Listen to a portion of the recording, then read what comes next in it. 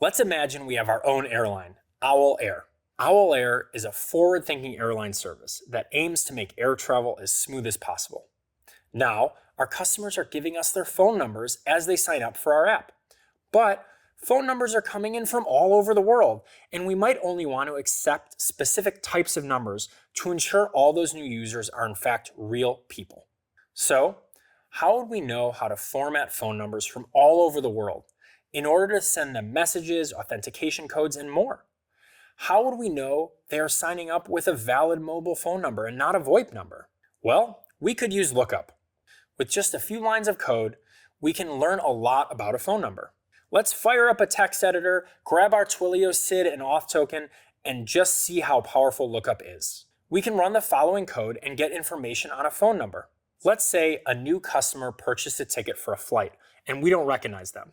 We're a reputable, growing business, so we want to go the extra mile and personalize our communications to this new customer.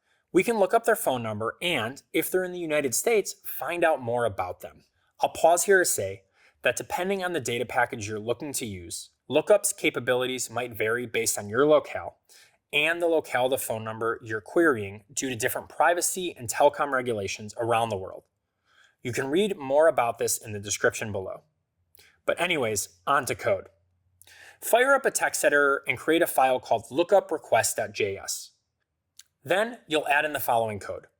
You'll need to enter in the number you'd like to look up, as well as your Twilio account SID and auth token. Save the file, and then we'll run it from the command line. When we run node lookuprequest.js, we might get the following output back from Twilio.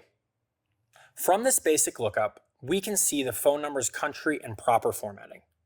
But Lookup becomes even more powerful when we add data packages. For example, adding the caller name package for US numbers could tell us the customer's registered name, helping us confirm the information they provided to us during account signup and personalize our messages.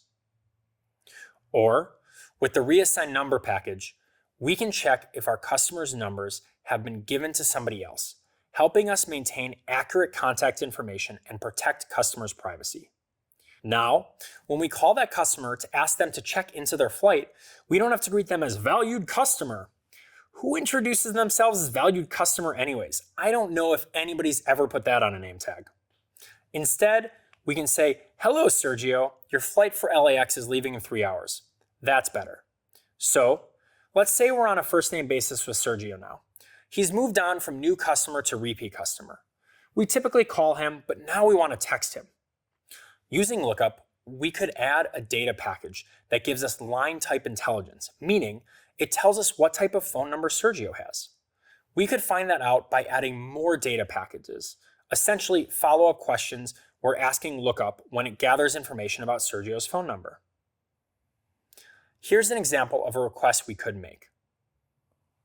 And here's an example of the output.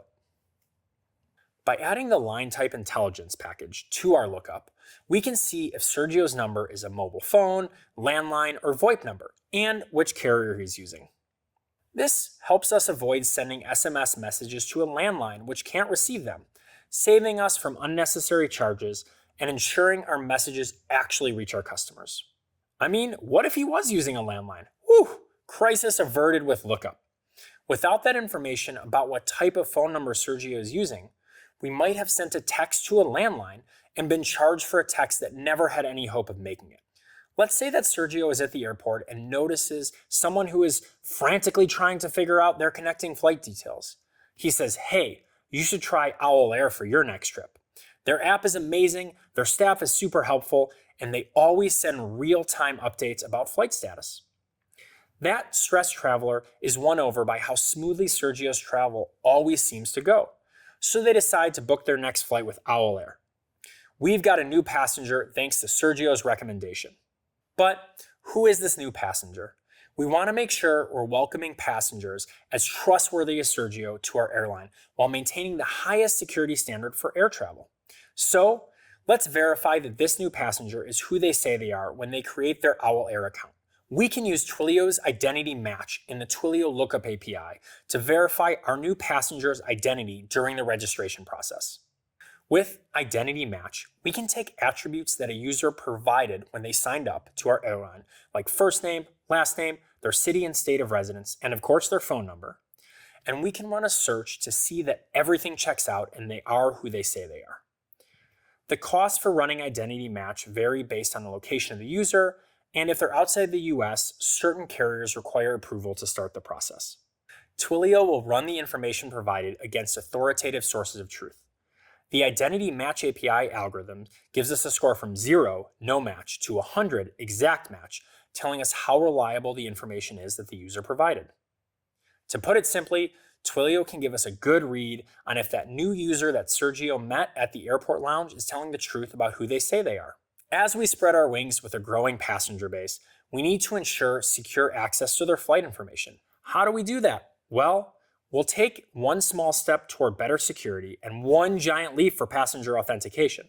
We'll make a request to the Verify API with our account SID and auth token to create a verification service.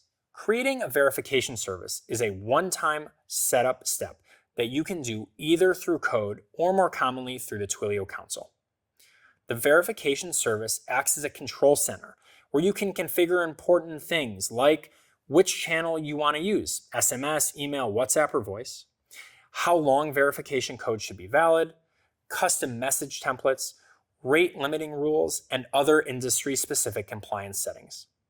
Once you've created your service and configured these settings in the console, you'll get a service SID that you'll use for future verification requests. You won't need to create a new service for each verification. Just use the same SID whenever you want to send a verification code. As we mentioned earlier, you should have a text editor with your account SID and auth token on deck. We're going to put them to work right now. Open up your text editor and create a file called verificationservice.js. You'll need to pass in your own SID and auth token, but you can take inspiration from our friendly name for our authentication service. Let's save this file and then run it from the command line. We should get an output showing that our service has been created successfully. Sweet. We're up and running.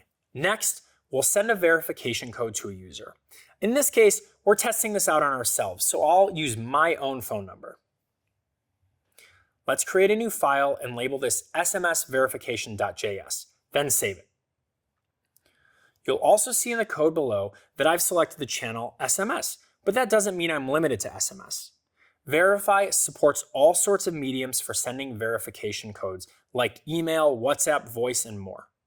You can change the medium you'd like to use to send the verification code with just a few minor tweaks in your code.